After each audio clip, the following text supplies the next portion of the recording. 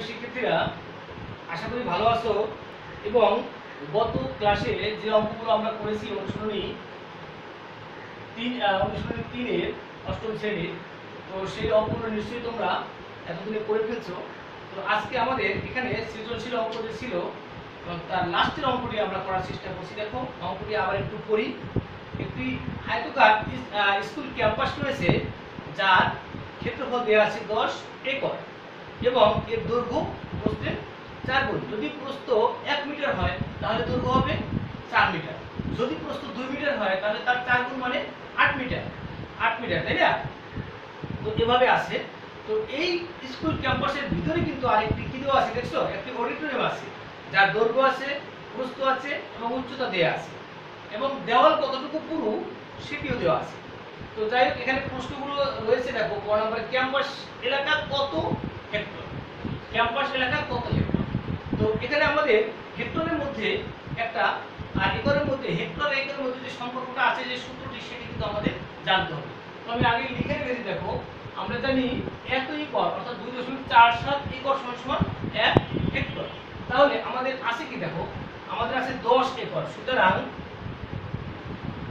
1 acre, 1 acre সমান কত? 1 acre সমান 1/2.47 হেক্টর। সুতরাং আমার আছে কত? 10 একর সমান কত? 1 গুণ 10 ভাগ 2.47 হেক্টর। এখন এই জিনিসটি যদি আমরা ভাগ দেই ক্যালকুলেটরের সাহায্যে, দেখো কত হবে। 10 কে যদি 1 দ্বারা গুণ করো 10 হবে। 10 ভাগ কত? 2.47, 2.47, 4.048, 4.048। তো এখানে আমরা লিখব কি? দেখো লিখব 4.048। এরপরেও কিন্তু আছে, প্রায় লিখতে পারি আমরা, এত হেক্টর প্রায়, কারণ অনেক আছে তো এই জন্য আমরা এখানে লিখলাম। তো এই ক নম্বর অঙ্ক বরাবরই কিন্তু সহজ থাকে, ছোট থাকে, এটা তোমাদের সহজেই পারার কথা। তো শুধুমাত্র বলছে কি, একর ছিল, আমাদের হেক্টর প্রকাশ করতে হবে। এটুকু করতেই আমাদের কিন্তু এই সূত্রটি জানতে হবে যে 2.47 একর সমান 1 হেক্টর। তো 1 একর সমান কত? 1 একর সমান এত। তাহলে আমরা ক নম্বরের উত্তরটি দিতে পারি কি? উত্তর আছে, উত্তর 4.048 কত হেক্টর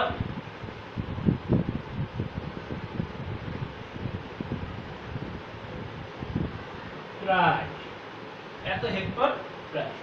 তো আশা করছি তোমরা ক নম্বর অঙ্কটি বুঝতে পেরেছো। এবারে যদি আমরা খ নম্বর অঙ্কটিতে চলে যাই, দেখো স্কুল ক্যাম্পাসের সীমানা প্রাচীরের দৈর্ঘ্য নির্ণয় করো। সীমানা প্রাচীরের দৈর্ঘ্য মানে কি? আমাদের এখানে পরিসীমাটা বের করতে হবে, তাই না? তাহলে এখান থেকে কিন্তু দৈর্ঘ্য কত সেটা কিন্তু আদৌ আমাদের এখানে দেয়া নাই। এখান থেকে দৈর্ঘ্য বের করতে হবে, প্রস্থ বের করতে হবে, তারপরে কিন্তু আমরা পরিসীমা বের করতে পারবো। তো আমরা খ নম্বরে চলে যাই।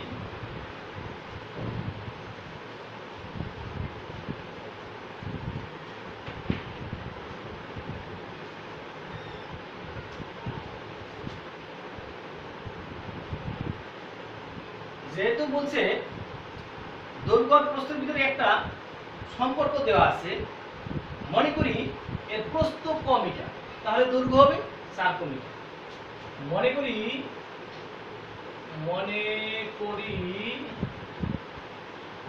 ক্যাম্পাসের, তাই না, স্কুল ক্যাম্পাসের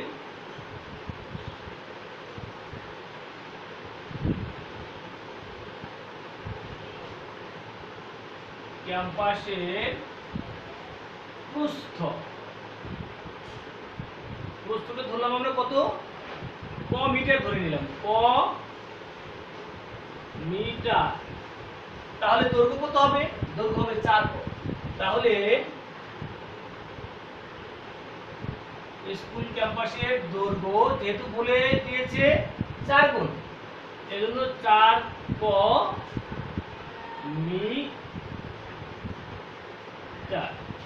তাহলে ক্ষেত্রফল কত হবে? দৈর্ঘ্য গুণ প্রস্থ, তাই না? সুতরাং স্কুল ক্যাম্পাসের ক্ষেত্রফল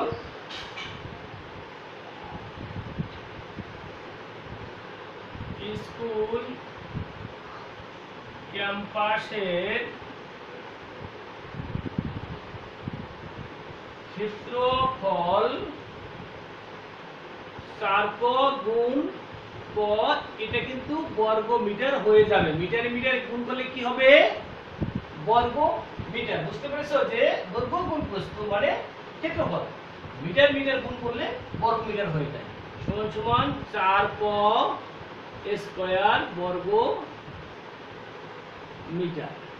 এখন আরেকটা জিনিস দেখতে হবে, দেখো এখানে আমার ক্ষেত্রফল দেয়া আছে একর, একর থেকে আবার বর্গ মিটারের সাথে কিন্তু আরেকটা সম্পর্ক আমাদের রয়েছে, আমরা আগে করেছি, এখন আবারও বলবো। দেয়া আছে, দেখো দেয়া আছে স্কুল ক্যাম্পাসের ক্ষেত্রফল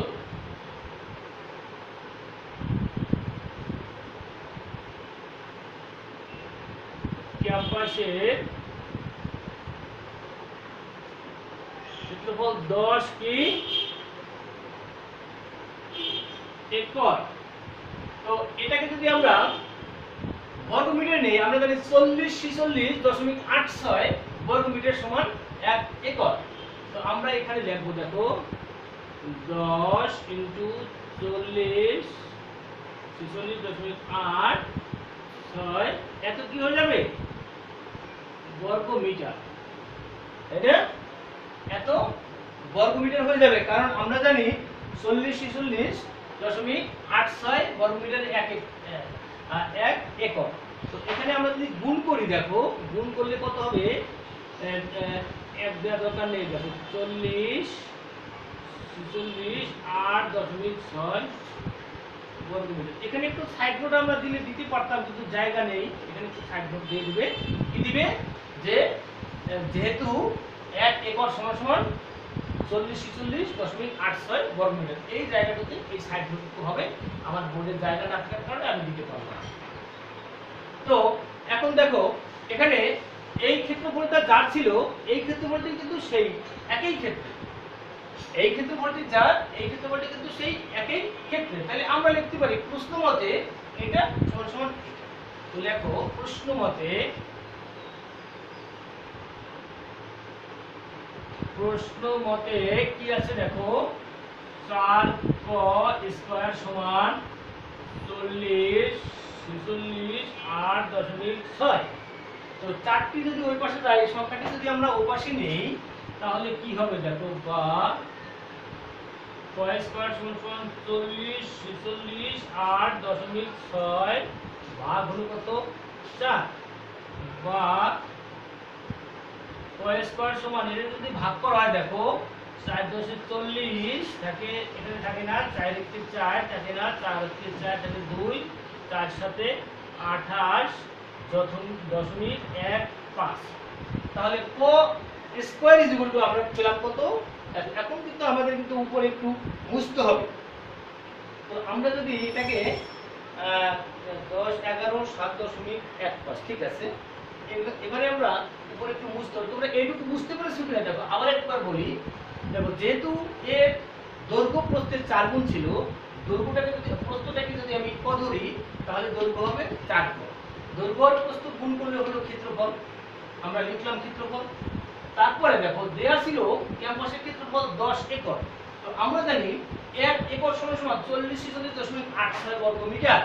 তাহলে 10টি দ্বারা, 10কে যদি এই সংখ্যাটি দ্বারা গুণ করি, তাহলে কিন্তু এই সংখ্যাটি পেলাম। এখন এই ক্ষেত্রফলটি আর এই ক্ষেত্রফলটি কিন্তু একটা ক্ষেত্রেরই ক্ষেত্রফল। তাহলে আমি লিখব কি? প্রশ্ন মতে এটি সমান সমান এটি। এখান থেকে ক্যালকুলেশন করলে দেখো এটি সমান এটি, 4 ওপাশে গেলে ভাগ হয়ে গেল, তারপরে ভাগ হয়ে যাওয়ার পরে ক স্কয়ার ইকুয়াল টু এতটুকু থাকে। এখন আমরা পরিষ্কার করে আবার উপরে চলে যাচ্ছি। দেখো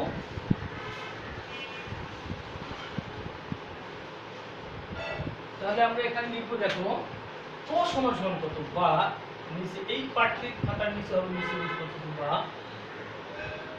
ক সমান এই রুটটি যদি ওপাশে চলে যায়, তা মানে স্কয়ারটি ওপাশে গেলে কি হয়? রুট হয়ে যাবে। তো 10 11 7.15 বা এই রুট একটু টাফ ব্যাপার, এগুলো তোমরা এই রুটটিকে ক্যালকুলেটরে করলে সহজেই করতে পারবে। দেখো কত আছে, 10 11 7.15, এর হলো কি রুট, রুটটি আগে দিতে হবে, রুট 10 11 7.15, রুট করলে হবে কত, 100.584। এটাকে রুট করলে হবে দেখো 100.584।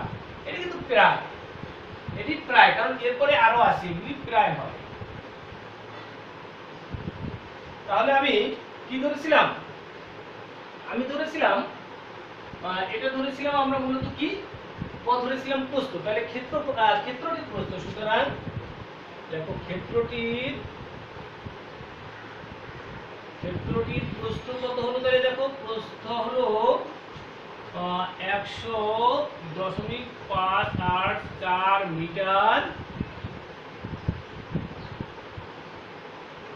প্রায়। দৈর্ঘ্য কত হবে, ক্ষেত্রটির দৈর্ঘ্য হবে 4 গুণ, তাই না? তাহলে 100.584 গুণ 4 এত মিটার। এটাও কিন্তু প্রায় হবে, যেহেতু আগেরটি প্রায়, এটিও প্রায় হবে। 4 16 4 হলো 1, 4 32 1 33 3, 4 32 1 33 3 হাত হলো 3, 4 20 আর 3 23 3 2 4 এত মিটার। আর মিটার প্রায়, তো এটা যদি 2 ঘর রাখি আমরা, দেখো এটা কিন্তু দশমিক আছে, এখানে দশমিক আছে, 402.34 এভাবে লেখা যায় মিটার আর প্রায়। তো নিচের অংশটুকু আমি মুছে ফেলি, দেখো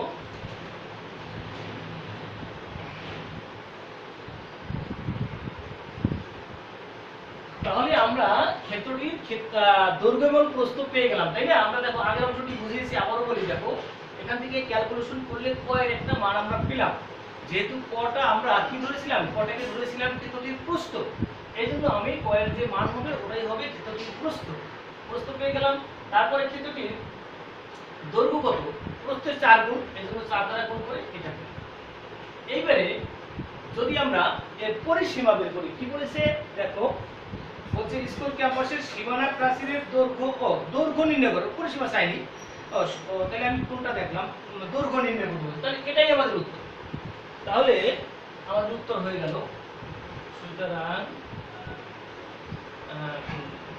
সুতরাং দরকার নেই, উত্তর বা ক্ষেত্রটির উত্তরই লিখবে আমরা, উত্তর 4.2.34 মিটার প্রায়। আমি যে তাহলে তোমরা বুঝতে পারছো আশা করি অঙ্কটি। এবারে কিন্তু আরো একটি অঙ্ক রয়েছে, দেখো আরেকটি অঙ্ক রয়েছে 9 নম্বরে, অডিটোরিয়ামের 4 দেওয়ালের আয়তন নির্ণয় করতে হবে। এবারে আমাদের কি করতে হবে, অডিটোরিয়ামের 4 দেওয়ালের আয়তন। তাহলে আমি একটু মুছে ফেলি, দেখো এখন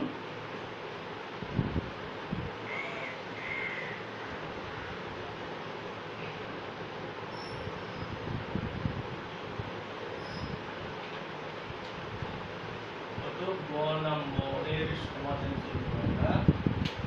9 নম্বরে কি বলেছে দেখি, অডিটোরিয়ামের দৈর্ঘ্য কিন্তু দেয়া আছে, প্রস্থ দেয়া আছে, উচ্চতা দেয়া আছে, তাই না? তাহলে ওইগুলি আমরা লিখি। দেখো দেয়া আছে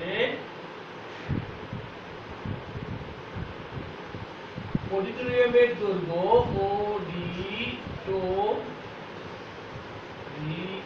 অডিটোরিয়ামের দৈর্ঘ্য কত আছে দেওয়া, দৈর্ঘ্য আছে 40 মিটার, 40 মিটার। অডিটোরিয়ামের প্রস্থ কত আছে, প্রস্থ আছে 35 মিটার।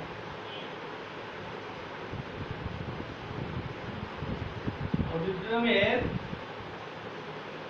দৈর্ঘ্য, উচ্চতা আছে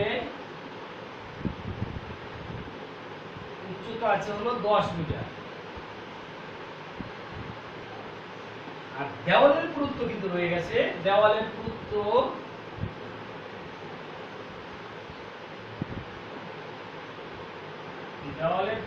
কত দেখো তো, পুরুত্ব 15 সেন্টিমিটার।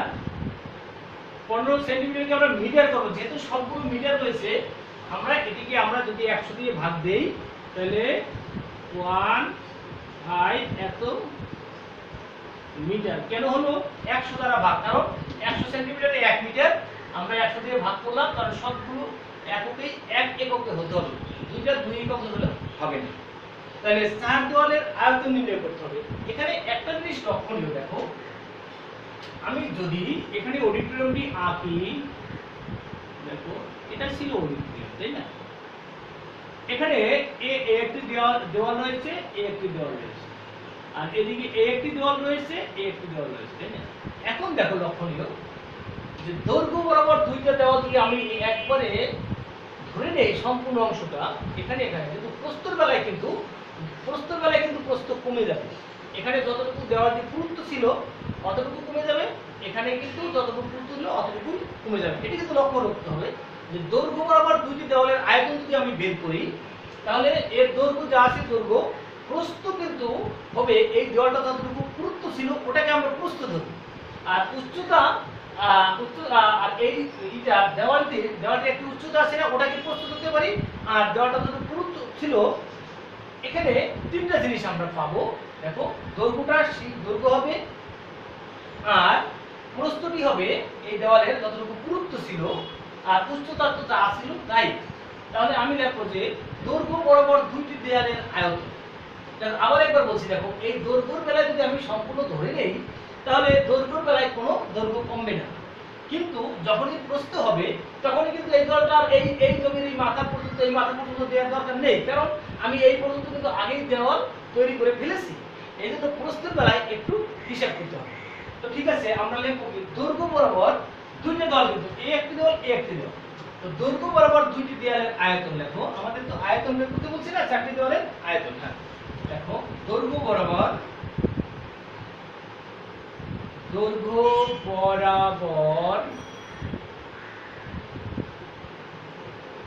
দুইটি দেওয়ালের আয়তন।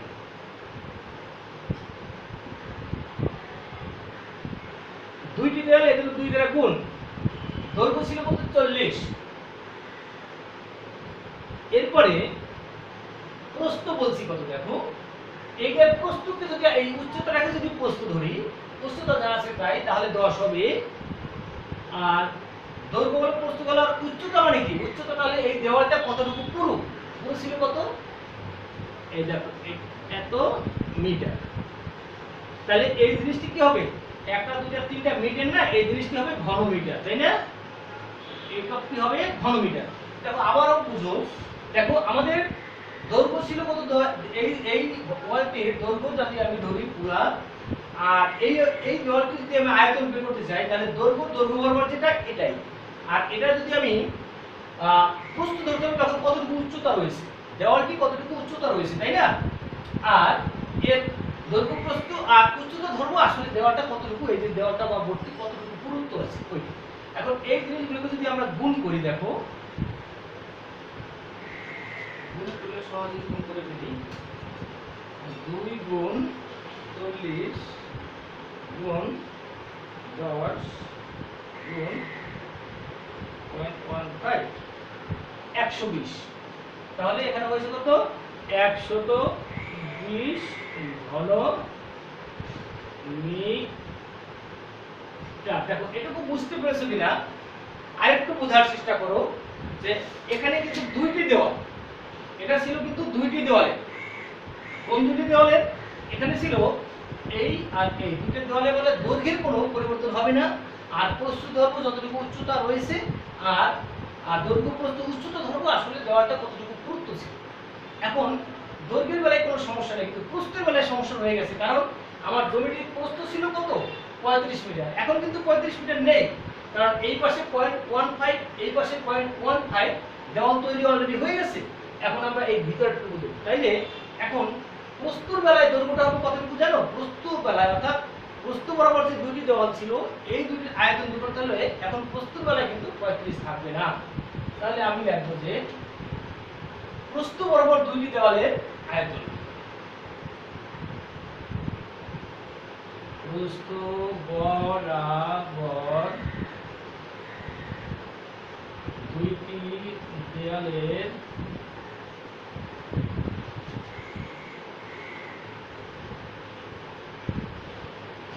আয়তন সমান, এই দুই হলো দুইটি দেওয়াল, তাই না?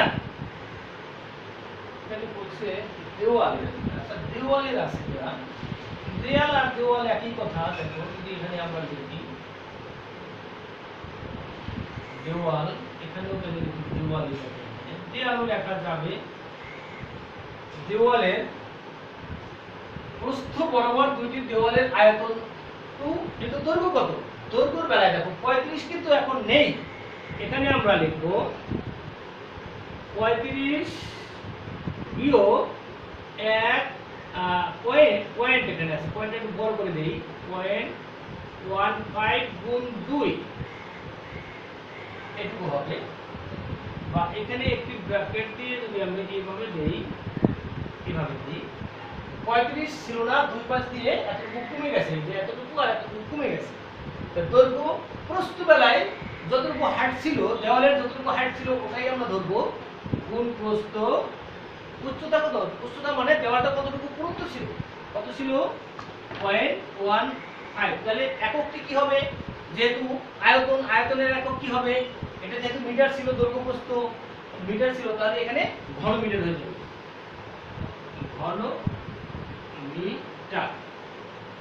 ঠিক আছে, এবারে আমরা দেখো, এবারে যদি আমরা 2 এখানে বাদ দেই, দেখো কত হবে? এটাকে গুণ করলে 0.3 হয়। 0.3 যদি 35 থেকে বিয়োগ করো তাহলে কত হবে? 34.7। এটা বিয়োগ করলে হবে 8 যদি করতে যাই তাহলে দেখো 35 মাইনাস 0.3, এটার দরকার নেই, তাহলে এই ইনটু এটা দিয়ে এর দরকার, এটাকে গুণ করলে 1.5 ঘন মিটার। তো এখন এটাকে করলে 2 গুণ 34.7 গুণ হলো কত? গুণ 1.5 ঘন মিটার।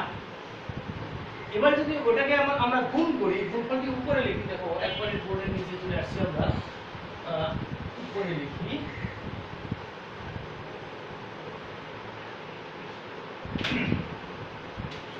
গুণ করলে কত হবে? দেখো তো গুণ করলে হবে আমার 2 গুণ 34.7 গুণ 1.5 কত হবে? দেখো 160.1। এটা হবে গুণ করলে 104.1 কি হবে? একক ঘন মিটার। এটুকু দেখো বুঝতে পেরেছো কিনা? দৈর্ঘ্যের বেলায় যে আয়তনটি ছিল, দেওয়ালটির দৈর্ঘ্য অর্থাৎ ঘরের যা দৈর্ঘ্য ছিল তাই, আর দেওয়ালের বেলায় তো আমার প্রস্থ, ঘরের প্রস্থ কোনো কাজে আসবে না। দেওয়ালের আয়তন বের করতে হলে ঘরটা যত বড় প্রস্থ হোক, ওটাতে আমার এই দেওয়ালটা বের করতে এই ঘরটা ছোট হোক বড় হোক, তাতে কিন্তু আমার এই দেওয়ালের কোনো আয়তনে কোনো ইফেক্ট হবে না, তাই না? তাহলে আমরা এই দেওয়ালের আয়তন বের করতে লিখে দিতে হবে এই দেওয়ালটা কতটুকু এভাবে আছে, কতটুকু উচ্চতা আছে, আর দেওয়ালটা কতটুকু পুরুত্ব আছে। তা তিনটে আমরা মাত্রা পেয়ে যাব। একটা মাত্রাকে ধরবো দৈর্ঘ্য, একটা মাত্রাকে ধরবো প্রস্থ, আরেকটা মাত্রাকে ধরবো উচ্চতা। তাহলে এই দৈর্ঘ্য বরাবর তার দৈর্ঘ্য ছিল 40, এই দুটো কোনটা? যেহেতু এই দুটো দেওয়া হয়েছে, আর 40 হলো দেওয়ালটার দৈর্ঘ্য ছিল 40, আর প্রস্থ ধরেছি এই দেওয়ালটা কতটুকু হাই আছে, হাইট কত? 10, আর এই 0.5 হলো এই দেওয়ালটা কতটুকু জাস্ট পুরুত্ব, সেইটা দ্বারা গুণ করে আমরা একটি সংখ্যা পেলাম। এটা হলো দৈর্ঘ্য বরাবর এই দুটো দেওয়ালে আমরা আয়তন বের করে ফেললাম। এবারে যদি আমরা প্রস্থ বরাবর দুটো বের করতে চাই, তাহলে দেখো আমাদের কিন্তু প্রস্থ ছিল কত? 35 আর এখন ধরতে হবে না, কারণ আমি এখানে 0.15 এখানে 0.15 এতটুকু কিন্তু আমার দেওয়াল তৈরি করা হয়ে গেছে। এখন আমার করতে হবে মাত্র ভিতরে এইটুকু। তাহলে এখানে এখন এই প্রস্থ বরাবর যে আমার দৈর্ঘ্যটা আছে, দৈর্ঘ্যটা হবে কত? প্রস্থ যা ছিল জমির ওটার থেকে মাইনাস হবে এই দেওয়ালের পুরুত্ব আর এই দেওয়ালের পুরুত্ব। দেখো তাহলে 2 মানে দুইটা দেওয়াল, আর এই দেখো আমার এই সম্পূর্ণ ছিল 35, এখান থেকে মাইনাস করব এই দেওয়াল ইনটু এই দেওয়াল আর এই দেওয়াল। এই দেওয়াল ছিল কত? 0.15, যেহেতু দুটো দেওয়াল এজন্য 2 দ্বারা গুণ। তাহলে এটা আমার দৈর্ঘ্য থাকলে ভিতরে দৈর্ঘ্যটুকু থাকলে এটুকু, আর এই দেওয়ালটার প্রস্থ মানে কি এই হাইটটা যতটুকু আছে হাইট, এবং এই দেওয়ালটা কতটুকু মোটা আছে বা পুরুত্ব আছে সেটা হলো। এখন এটাকে আমরা গুণ করলে জাস্ট এই ক্যালকুলেশন করে দেখো এই দুটো যদি গুণ করি 0.3 হবে। 0.3 আগে একটা 0 দিলেও দিতে পারো। আর তো এখানে মাইনাস করলে কত হয়? আর এই 10 দ্বারা 0.15 গুণ করলে 0.15 কে গুণ করলে কত হবে? 1.5। আর এটার থেকে 35 থেকে এটা বিয়োগ করলে 34.7 হবে। আর দুই তো আছে, এটা আছে। এখন এই তিনটা জিনিস গুণ করলে হবে। আচ্ছা, তাহলে আমি এই দেওয়াল আর এই দেওয়ালের আয়তন পেলাম কত? এত। আর এই দেওয়াল আর এই দেওয়ালের আয়তন পেলাম কত? এত। তাহলে 4টি দেওয়ালের আয়তন কত? এইটা প্লাস এইটা। সুতরাং সীমানা কিন্তু প্রশ্নটি চেয়েছে 4 দেওয়াল, অডিটোরিয়ামের 4 দেওয়ালের আয়তন। সুতরাং অডিটোরিয়ামের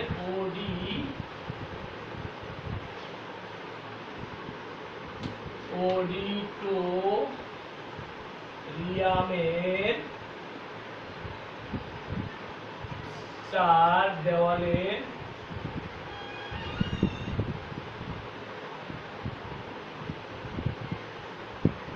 আয়তন কত হবে? 120 প্লাস 104.1 ঘন মিটার। দশমিকের পরে 1 থাকবে, আর এই 4 আর এই 0 4, 0 আর 2 2, 1 আর 1 2, এত ঘন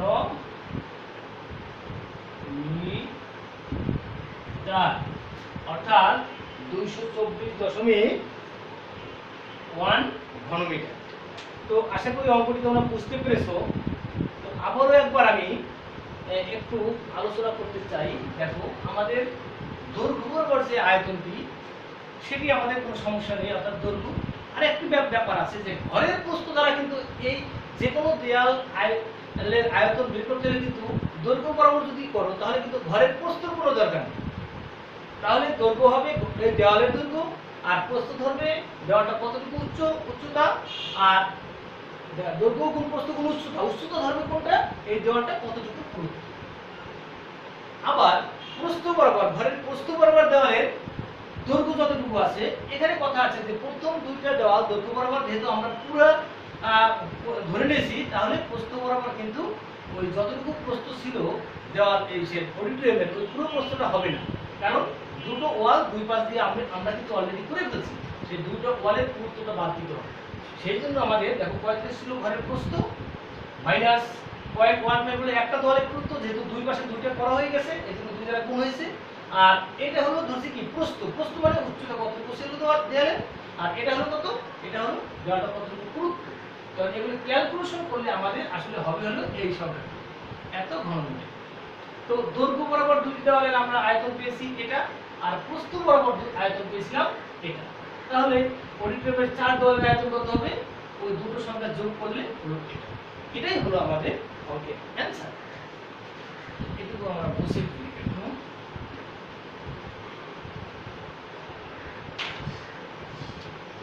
উত্তর 224.1 ঘন মিটার। তো আশা করি অঙ্কটি বুঝতে পেরেছো। আর আমার ক্লাসের প্রতিটা পার্ট যদি তোমরা ফলো করো তাহলে কিন্তু তোমাদের কোনো সমস্যা হবে না। প্রতিটা পার্ট ফলো করবে, কোথাও না বুঝলে কমান্ড করবে। তো আমি কিন্তু অনুশীলনী 3 এর উপরে 5-6টি ক্লাস নিয়েছি, যা স্কুলেও আমরা নেই না। তোমাদের যেহেতু কথা বলার কোনো সুযোগ নেই, এই জন্য অনেকগুলো ক্লাস নেওয়া হয়েছে এই অনুশীলনী 3 এর উপরে, এবং এখান থেকে কিন্তু তোমাদের জেএসসি পরীক্ষায় আসবে। সুতরাং এটি খেয়াল করবে।